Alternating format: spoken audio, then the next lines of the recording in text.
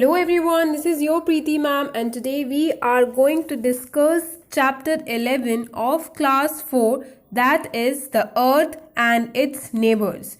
So if you are new to my channel, do consider subscribing it right now and press the bell icon for latest updates. Also, you can follow me on Instagram and on my Facebook page where I upload the answers for quick assignments given in your textbook.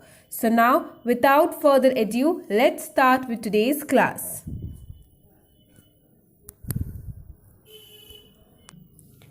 The Earth and its neighbor.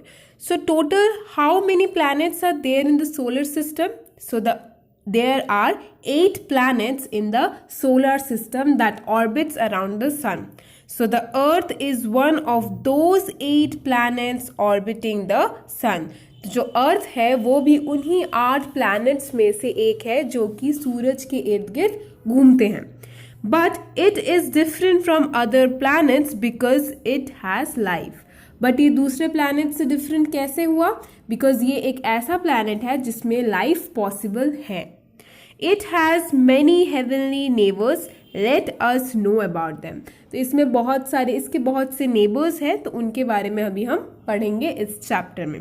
So first we are going to read about the sun. The sun lies at the center of our solar system. तो जो sun है वो solar system के एकदम बीचों बीच होता है. It is a fiercely hot ball of gases. तो वो actually होता क्या है? वो बहुत गर्म gases का एक गोला होता है. The sun appears so large because it is the nearest star to the earth. तो सन क्या है? एक्चुअली एक स्टार होता है और वो हमें इतना बड़ा क्यों दिखता है? बिकॉज वो एक ऐसा स्टार है जो कि अर्थ के बहुत करीब होता है, इसीलिए हम उसको बहुत लार्ज देख पाते हैं और इसीलिए वो बहुत ज़्यादा लार्ज अपीयर करता है. ठीक है. Now it is about 150 million kilometres from the earth. वो कितनी दूर है? It is about 150 kilometres from earth. Now other stars seems tiny because they are very far away. और अगर हम कंपेयर करें दूसरे स्टार्स को सन के साथ, अभी हमने क्या बोला कि सन जो है वो एक स्टार होता है, तो सन जो है वो हमें लार्ज दिखता है, लेकिन जो दूसरे स्टार्स हैं वो बहुत ही स्मॉल नज़र आते हैं. Why is this so? Because वो बहुत दूर होते हैं हमसे और सन जो है वो अर्थ के बहुत करीब होता है, इसीलिए सन appears large whereas the other stars seems very tiny. Clear? Next is the sun, like other stars, is a pair of hot glowing glasses. तो जैसे stars की खुद की रोशनी होती है वैसे ही sun की भी खुद की रोशनी होती है and it is a pair of hot glowing gases. Means ये एक गर्म gases का गोला होता है. Now temperature at the surface of sun is nearly 6000 degree centigrade. और हमें पता है कि जो सन है वो बहुत ज़्यादा गर्म है, क्योंकि अभी हमने पढ़ा कि वो एक गर्म गैसेस का गोला होता है, तो उसके सरफेस पे जो उसका टेम्परेचर होता है दैट इज़ 6000 डिग्री सेंटीग्रेड. ठीक है. तो sun is many times hotter in the centre, और जो सेंटर में उससे कहीं गुना ज़्यादा गर्म होता है. Now it provides both heat and light. तो ये हमें दो चीज़ें दोनों ही प्रोवाइड करता है, हीट भी प्रोवाइड करता है प्लस लाइट भी प्रोवाइड करता है. सो जो अल्टीमेट सोर्स ऑफ एनर्जी है is none other than sun. तो sun is the ultimate source of energy and sun के बिना कोई भी लाइफ अर्थ पे पॉसिबल नहीं होती. So without sun there would be no life on the earth. So here you can see in the image the sun is the ultimate source of energy for all living beings. ये sun है, उससे हमें energy और heat light मिल रहा है, इसी वजह से जो सारे लिविंग ऑर्गेनिजम्स अपना प्रोसेस कर सकते हैं अपने लिविंग के लिए, अपने सर्वाइवल के लिए. इसीलिए अल्टीमेट सोर्स ऑफ एनर्जी कौन सा कहलाएगा? That is the sun. Clear?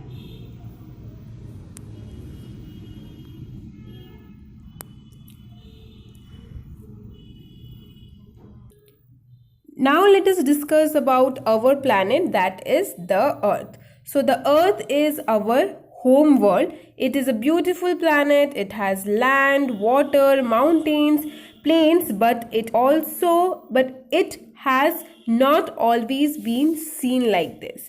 तो जो अर्थ है वो हमारा खुद का घर है. So now it is very beautiful. ये बहुत ही ब्यूटिफुल है. हमें पता है यहाँ पे लैंड है, वाटर है, माउंटेन्स हैं, प्लेन्स हैं, बट ये हमेशा से ऐसा नहीं था.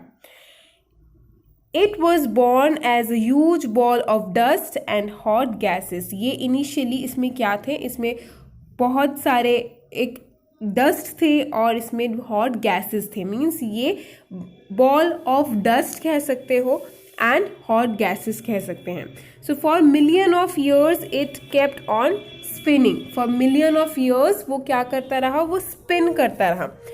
As it spin it outer surface grew cold and hard. तो जैसे जैसे वो स्पिन करता रहा, जो उसका आउटर सरफेस था वो ठंडा और ज़्यादा हार्ड होने लगा.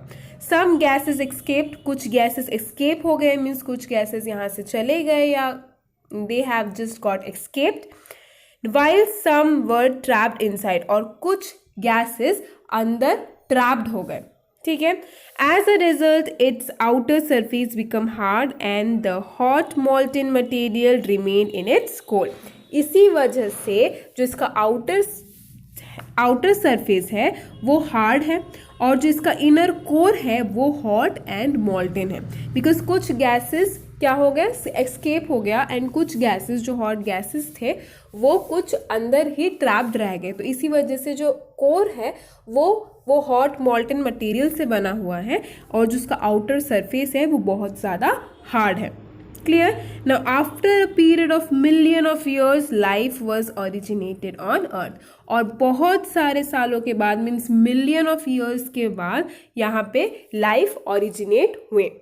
So the first time we got a complete view of Earth was only in 1968 when Apollo and 8 astronauts flew around the moon and saw the Earth. तो फर्स्ट टाइम हमें अर्थ की पिक्चर कहाँ देखने को मिली, जब इन 1968 में अपोलो ने 8 सेट एस्ट्रोनॉट्स ने क्या किया, वो मून के अराउंड गए और उन्होंने वहाँ से अर्थ के पिक्चर्स कैप्चर किए.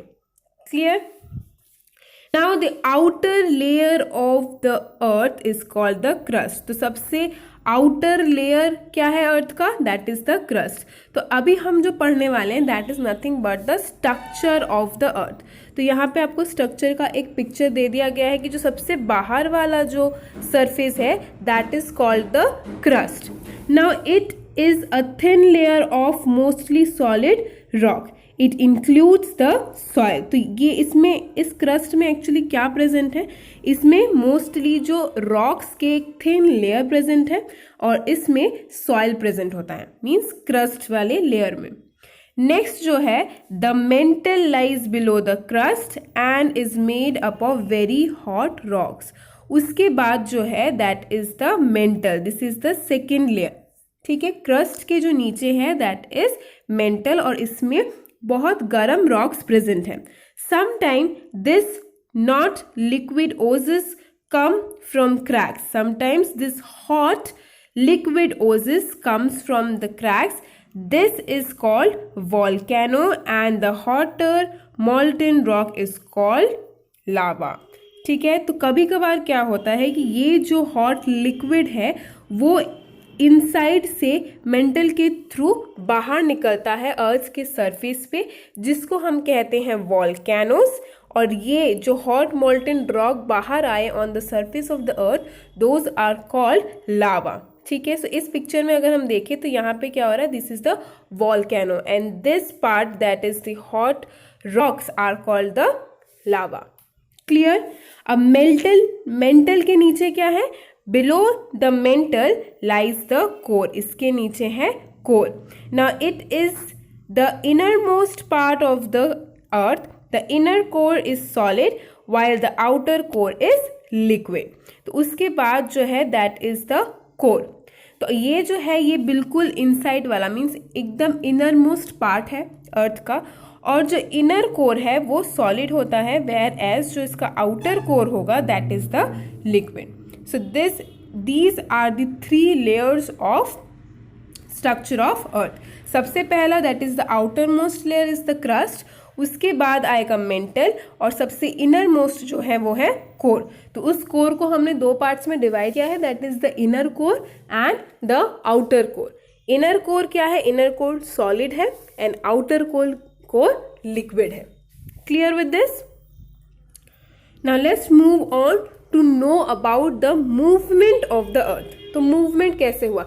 हमें पता है कि सालों मिलियन ऑफ ईयर्स में उसने क्या किया था, उसने खुद में स्पिनिंग कंटिन्यू रखा था, जिसकी वजह से जो उसका आउटर में सरफेस था वो कोल्ड और हार्ड हो गया था. ठीक है, so we are going to read about that movement of the earth. So the earth spin like a top from west to east on its own axis, an imaginary line through its center. तो जो अर्थ है वो spin कैसे करता है? Like a top. ठीक है, एक लट्टू की तरह वो स्पिन करता है. हमने सभी ने लट्टू देखा होगा. सो लट्टू की तरह वो स्पिन करता है अपने ही एक्सिस पे, from west to east on its own axis. ये जो बीच में लाइन है, ये जो लाइन है, दिस इज इट्स एक्सिस. ठीक है, तो एक्सिस क्या है? एक इमेजिनरी लाइन है जो उसके सेंटर से होके गुजरती है. हम वो लाइन इमेजिन कर लेते हैं, जिससे कि हमें उसका जो स्पिनिंग मूवमेंट है वो इमेजिन करने में हेल्प मिले. So axis is the imaginary line जिसको हम उसके सेंटर से इमेजिन करते हैं. Now this movement is called rotation. जब अर्थ अपने एक्सिस पे मूव कर रहा है, स्पिन कर रहा है, तो उस मूवमेंट को हम कहेंगे rotation. So one rotation of earth takes 24 hours. तो एक रोटेशन में क्या होता है? 24 आवर्स लगते हैं. तो यहाँ से हम गेस कर सकते हैं, हमें पता है दिन में भी 24 आवर्स होते हैं. मीन्स जो डे और नाइट है वो किस मूवमेंट की वजह से होते हैं? This is because of the rotation of the earth, क्योंकि एक दिन में भी 24 आवर्स होते हैं. So rotation causes day and night on the earth. Right, now the part of the earth that receives light has day while the other part has night. तो ये day and night जो 24 hours में हो रहे हैं वो कैसे हो रहे हैं? जब कौन सा पार्ट लाइट के संपर्क में रहेगा, means in contact of light रहेगा, सनलाइट के, उस पार्ट को हम डे कहेंगे, और जिस पार्ट में रोशनी नहीं पहुंचेगी that part will has night in it. ठीक है, सो this is how because of rotation it causes day and night. Clear? Now here you have given the diagram for the revolution of the earth around the sun and the seasons that we are going to read in our next topic. So here it is. The axis of earth is slightly tilted. जो हमने पीछे वाले picture में देखा था, this is the axis. If this is the axis, तो इसका जो axis है वो slightly tilted है, means थोड़ा टेढ़ा है. right? तो अगर ये टेढ़ा है, उसकी वजह से क्या हो रहा है? Due to this, day and nights are not divided equally into 12 hours each in most part of the earth. Because ये टेढ़े हैं, इसी वजह से क्या होता है? 12 hours means equally divide नहीं होता day and night most of the places पे. ठीक है? The only exception is the place near the equator. The equator is an imaginary line around the earth at an equal distance from north and south poles. It divides the earth into 2 equal halves. तो अगर 24 hours लगते हैं अर्थ को एक complete rotation करने में, means day and night में अगर वो रोटेशन हमें बताता है कि डे एंड नाइट हमें बताता है, तो इसका मतलब क्या होना चाहिए था कि 12 hours day and 12 hours night, means 24 hours equally divide होने चाहिए थे. लेकिन बिकॉज जो एक्सिस है अर्थ का वो थोड़ा सा टिल्ड है, मीन्स टेढ़ा है, उसकी वजह से 12 आवर मीन्स इक्वली डिवाइड नहीं होता डे और night most of the places में. ओनली एक्सेप्शन क्या है जहाँ पे इक्वली डे एंड नाइट का टाइम ड्यूरेशन है? That is near the equator. अब ये इक्वेटर क्या है? इक्वेटर वो इमेजिनरी लाइन है जो कि अर्थ के आसपास है, अर्थ के इर्द गिर्द हम इमेजिन करते हैं, जो कि अर्थ को नॉर्थ और साउथ पोल मीन्स उनके इक्वल डिस्टेंस पे है और वो अर्थ को बिल्कुल इक्वल हाफ्स में डिवाइड करता है। सो ये इक्वेटर एक ऐसा प्लेस है जहाँ पे 12 hour day and 12 hour night हमें मिल सकता है, क्योंकि ये अर्थ को 2 इक्वल पार्ट्स में डिवाइड कर रहे हैं। Otherwise most of the places में उसके एक्सिस टिल्ट होने की वजह से डे और नाइट इक्वली डिवाइड नहीं होते, मीन्स 12 आवर का ड्यूरेशन नहीं होता। Clear?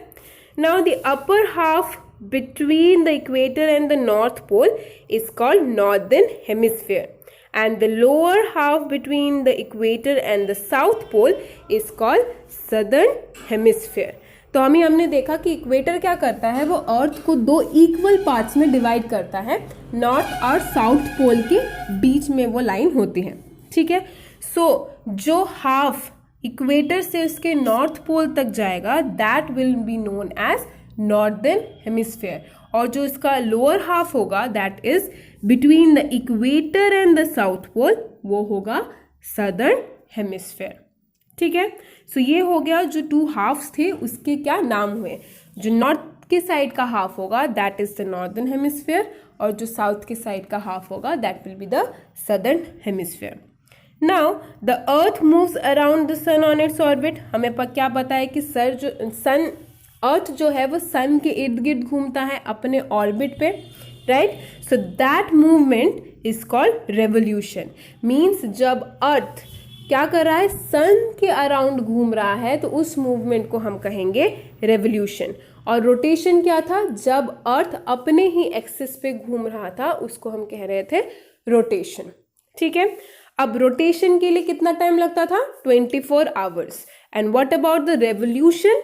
So it completes one revolution in 365.5 days। तो इसको कितना टाइम लगता है सन के इर्द गिर्द घूम के पूरा कंप्लीट रिवॉल्व करने में? That is 365.5 days। So it is called a solar year, और इसको कहा जाता है एक सोलर ईयर। ठीक है, so revolution of the earth and the tilted axis causes season. तो सीजन्स के बदलने का रीजन क्या है? Here it is the revolution of the earth and the tilted axis causes seasons. Clear with this? Now let us know more about कि कैसे ये जो सीजन्स है वो फॉर्म हो रहे हैं। ठीक है, सो पहले बात करेंगे when the north pole is towards the sun. जब जो इसका नॉर्थ पोल होगा वो सन की तरफ होगा। So it is summer in the northern hemisphere. जब नॉर्थ पोल सन की तरफ होगा मीन्स वहाँ पे रोशनी आ रही होगी बहुत। सो इसीलिए उस टाइम पे नॉर्दर्न हेमिस्फीयर में क्या होगा, समर होगा। ठीक है, so at the north pole there is sunlight throughout the day and days are longer. तो इसीलिए थ्रू आउट द डे क्या होगा, वहाँ पे सनलाइट मिलेगी, और इसी वजह से वहाँ पे जो थ्रू आउट द डे क्या होगा, days will be very much longer. उसको throughout the day sunlight मिलेगा और डेज जो होंगे वो लंबे होंगे। So during this time south pole में क्या होगा, during this time the south pole is turned away from the sun and has winter. तो इस टाइम पे ऑब्वियसली अगर नॉर्थ पोल सन की तरफ है तो साउथ पोल जो होगा वो सन से दूर होगा, और उसके दूर रहने की वजह से साउथर्न हेमिस्फीयर में क्या होगा, विंटर होगा। And there is not much daylight at the south pole, और इसीलिए वहाँ पे ज़्यादा डे लाइट मीन्स सनलाइट नहीं पहुँचेगा साउथ पोल में। ठीक है, now let's talk about when the north pole is turned away from the sun. अभी हमने देखा जब नॉर्थ पोल सन की तरफ है, अभी हम देखेंगे जब नॉर्थ पोल सन की तरफ नहीं है मीन्स उससे दूर है। So it is winter in the northern hemisphere. तो ऑब्वियसली जब वहाँ पे सन की रोशनी नहीं पहुँच रही है तो that part of the earth will have winter at that time. So days winter के टाइम पे क्या होते हैं, छोटे हो जाते हैं। So days will be shorter and the nights will be longer in northern hemisphere. तो दिन छोटे और रात लंबे हो जाएंगे। Now it is summer in the southern hemisphere, और ठीक उसका ऑपोजिट मीन्स सदर्न हेमिस्फीयर में अभी बहुत ज़्यादा सनलाइट होगा, तो इसीलिए उस टाइम पे सदर्न हेमिस्फीयर में समर सीजन होगा। Clear? So this is how we can say the seasons are being form. अब there is one more fact that is the reason near the equator. ये हमने पढ़ा नॉर्थ पोल में क्या होगा, south pole में क्या होगा. What about in the equator? So the region near the equator gets the same amount of sunlight all the year around. जो इक्वेटर होगा, जो हमने पहले भी बताया था, वो क्या करता है, वो अर्थ को 2 इक्वल पार्ट्स में डिवाइड करता है, जहाँ पे इक्वल डे और इक्वल आवर्स ऑफ नाइट्स होते हैं. तो जो इक्वेटर है उस टाइम पे भी उसको सेम अमाउंट ऑफ सनलाइट मिलेगा through out all the years. ठीक है. So it has summer throughout the year. Days and nights are about 12 hours each. तो उसका summer season through out the year रहेगा, क्योंकि उसका जो डे और नाइट है वो इक्वल आवर्स में डिवाइडेड है. दैट इज 24 आवर्स अगर पूरे एक दिन में लगते हैं, मीन्स पूरा एक रोटेशन करने में लगता है, that means 12 hour will be its day and 12 hour will be its night. So that is the story of equator. Equator में seasons throughout the year will be summer और equal day hours and equal night hours रहेंगे. That is 12 hours each. Clear? So students, that's all for today's video. In our next video, we will continue explaining this chapter. So till then, stay tuned and thank you.